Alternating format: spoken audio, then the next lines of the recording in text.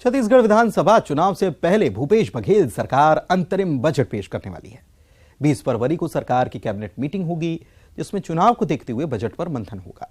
इस मीटिंग के व्यापक मायने बताए जा रहे हैं।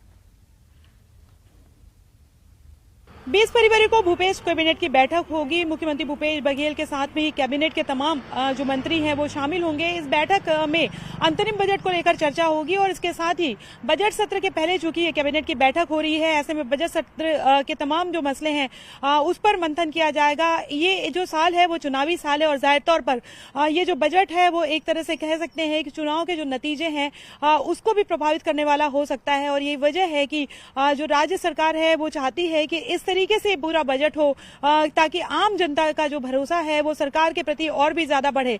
हालांकि इसी बजट को लेकर बैठक होगी, इसमें चर्चा भी की जाएगी। इसके साथ ही कांग्रेस का जो राष्ट्रीय महाधिवेशन होने वाला है 24, 25 और 26 फरवरी को, इसको लेकर भी मंथन किया जाएगा। और बजट सत्र के पहले ये जो बैठक है उसमें रणनीति भी बनाई जाएगी कि कैसे जो है विपक्ष को रोका जाए और विपक्ष क्या मसले हैं जिसको उठा सकती है। और बजट सत्र में जब सरकार बजट पेश करेगी उसके बाद में विपक्ष का जवाब किस तरीके से दिया जाए। ये जो कैबिनेट की बैठक है इसमें और भी कई जो मसले हैं जिस पर चर्चा हो सकती है और इसी को लेकर अगर हम बात करें तो तैयारियां भी की जाएगी कि कैसे जो है वो बजट सत्र की जो तमाम चीजें हैं उसको हाईलाइट किया जाए। कांग्रेस के राष्ट्रीय महाधिवेशन को लेकर भी चर्चा की जाएगी। तमाम तैयारियों को लेकर लगातार बैठक तो हो ही रही है, लेकिन बैठकों के साथ ही रणनीति किस तरह से होनी चाहिए और तैयारियां किसके हिस्से कौन सी जिम्मेदारी है, इस पर भी जो कैबिनेट की बैठक होगी इस पर चर्चा की जाएगी। कैमरा पर्सन रोहित श्रीवास्तव के साथ ममता लांजेवा, न्यूज 18 छत्तीसगढ़। रायपुर में कांग्रेस का 85वां अधिवेशन होने जा रहा है। 24 से लेकर 26 फरवरी तक चलने वाले अधिवेशन की तैयारियों का जायजा लेने के लिए प्रदेश कांग्रेस प्रभारी कुमारी शैलजा आज रायपुर आएंगी। उनके दौरे के मायने क्या हैं, समझिए हमारे संवाददाता से। कांग्रेस के राष्ट्रीय महाधिवेशन को लेकर छत्तीसगढ़ में तैयारियां जमकर है। राजीव भवन में लगातार बैठकें हो रही हैं। कुमारी शैलजा जो है वो बार बार दौरे पर आ रही हैं। 24, 25 और 26 फरवरी को कांग्रेस का राष्ट्रीय महाधिवेशन होगा। छत्तीसगढ़ के लिए ये बड़ी बात भी है क्योंकि पहली बार छत्तीसगढ़ में ये राष्ट्रीय महाधिवेशन हो रहा है।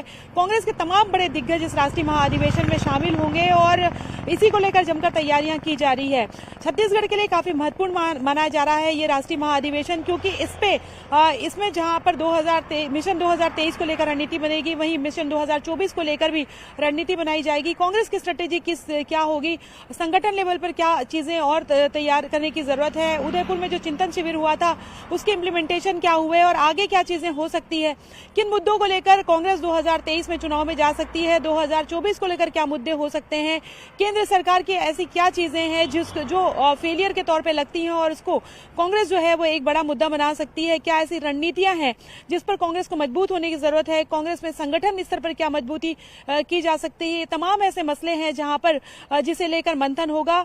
छत्तीसगढ़ के में अगर हम बात करें तो तमाम जो कार्यकर्ता है और इसके साथ ही अगर हम बात करें तो विधायक, सांसद और तमाम जो पदाधिकारी है उनको तैयारियां दुरुस्त करने के लिए कहा जा रहा है। और बैठकों में लगातार इस बात को भी लेकर चर्चा हो रही है कि जो तमाम जो मेहमान आएंगे बाहर से उनके स्वागत किस तरह से किया जाए।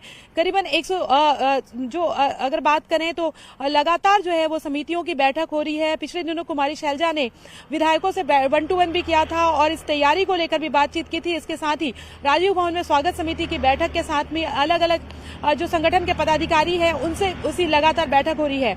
मुख्यमंत्री भूपेश बघेल का भी कद बढ़ा है और जाहिर तौर पर कांग्रेस जो है वो ये चाहती है, छत्तीसगढ़ कांग्रेस जो है चाहती है कि ये कार्यक्रम इस तरह से सफल हो कि आने वाले समय तक उसका नाम लिया जा सके। कैमरा पर्सन रोहित श्रीवास्तव के साथ ममता लांजेवा, न्यूज 18 छत्तीसगढ़, रायपुर।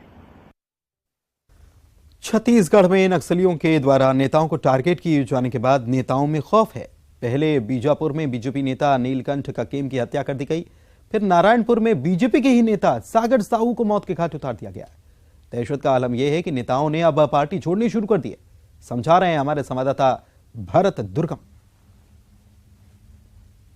भोपालपट्टनम क्षेत्र के युवा मोर्चा के मंडल अध्यक्ष गिरिजा शंकर तांबड़ी ने कल भाजपा से इस्तीफा दे दिया है। तमाम वो जो पद पर रहे थे उन तमाम पदों से वो इस्तीफा दे दी है। भाजपा के किसी भी संगठन पर रहने से उन्होंने मना कर दिया है, क्योंकि जिस तरीके से कुछ दिन पहले भाजपा को लेके जिले में भी माहौल देखने को मिल रहा था, एक बुरा माहौल देखने को मिल रहा था, क्योंकि कुछ दिन पहले उसुर ब्लॉक में जो मंडल अध्यक्ष नीलकंठ कक्केम की नक्सलियों ने निर्मम तरीके से हत्या कर दी गई थी। उसके कुछ चंद दिनों बाद दंतेवाड़ा में एक सरपंच की जो है पूर्व सरपंच उनकी हत्या कर दी गई थी। उसके बाद नारायणपुर से एक घटना सामने आई थी कि जिसमें भाजपा नेता की नक्सलियों ने हत्या कर दी गई थी। लगातार जिस तरीके से भाजपा के प्रति जो नक्सलियों द्वारा जो टारगेट की जा रही है, ये कहीं ना कहीं प्रश्न का विषय लगातार बना हुआ था, और इसको लेकर लोकसभा में अरुण जो साहू है, जो भाजपा के नेता है, उन्होंने भी सवाल उठाया था। उसके पश्चात कल जो है युवा मोर्चा के मंडल अध्यक्ष भोपालपट्टनम क्षेत्र के बेहद ही युवा चेहरा है और एक सक्रियता वो उस क्षेत्र पे मानी जाती है उनकी, गिरिजा शंकर तांबड़े, उन्होंने भाजपा से इस्तीफा दे दिया है। भाजपा में किसी भी पद पर रहने से इनकार कर दिए गए हैं।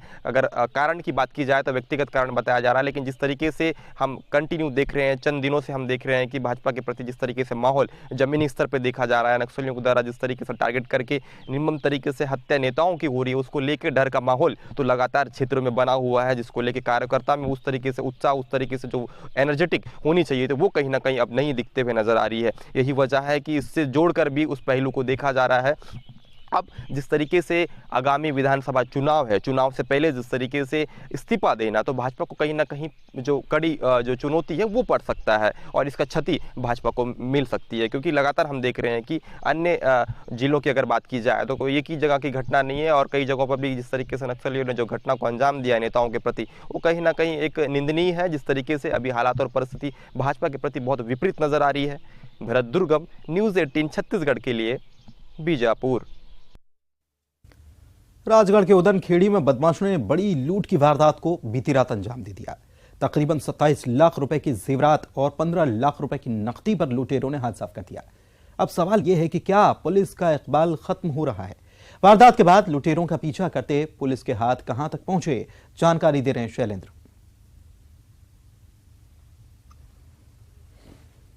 अपराधियों के हौसले बुलंद हैं। कल देर रात एक व्यापारी के घर पर 7 हथियारबंद बदमाशों ने घुसकर बंदूक की नोक पर लाखों रुपए की डकैती कर ली।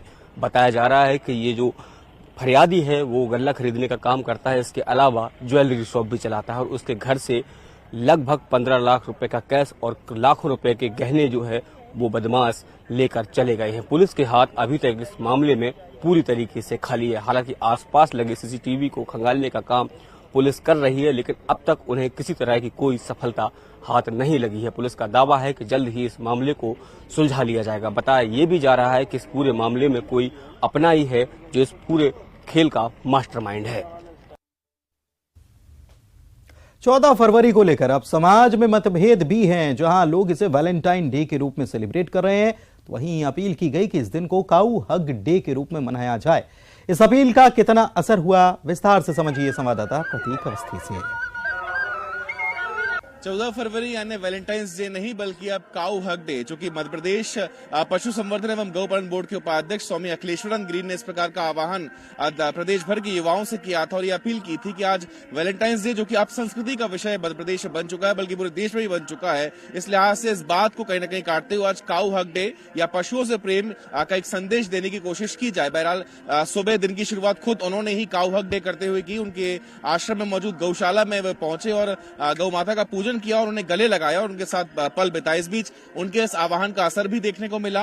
शहर में तमाम अलग अलग संगठनों द्वारा गौ ग्रास खिलाकर गाय की सेवा की गई और संदेश दिया गया कि वैलेंटाइंस डे जो कि प्रेम की बात कहता है, जो प्रेम सिखाता है, इसलिए प्रेम सिर्फ मनुष्यों में ना हो बल्कि पशुओं से हो और जो सामाजिक रूप से भी एक अच्छा संदेश दे और जो कहीं से भी अपसंस्कृति का विषय ना हो, इस प्रकार का आह्वान करते हुए सभी लोगों ने गाय की सेवा भी की है। तो बेशक 14 फरवरी जो अब तक वैलेंटाइंस डे के नाम से पूरे विश्व में मशहूर है, उसे कहीं ना कहीं बदलने की कोशिश की गई है कि काऊ हग डे मनाते हुए, मानवता का संदेश देते हुए, बेजुबान जानवरों को की सेवा का संदेश देते हुए इस दिन को हर कोई मनाए। और यही अपील लोगों से की है कि युवा भी अधिक से अधिक संख्या में इस सेवा से जुड़ सके और अगले साल इसे और भव्य रूप में मनाया जाए, इसकी अपील यहां पर की गई है।